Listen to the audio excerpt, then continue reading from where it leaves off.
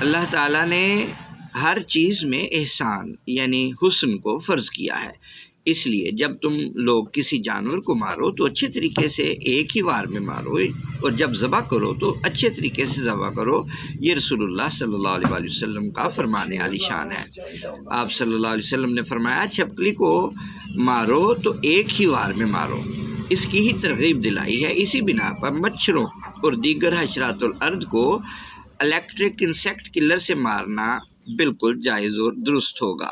مچھر مارنے والی مشین میں جب مچھر مرتا ہے تو وہ پہلے سے آگ موجود نہیں ہوتی، بلکہ سرکٹ کو کمپلیٹ ہونے کے بعد اس کے اندر آگ پیدا ہوتی ہے اور وہ الیکٹرک شاک سے مرتا ہے اور بعد میں وہ جل کر خاک ہو جاتا ہے۔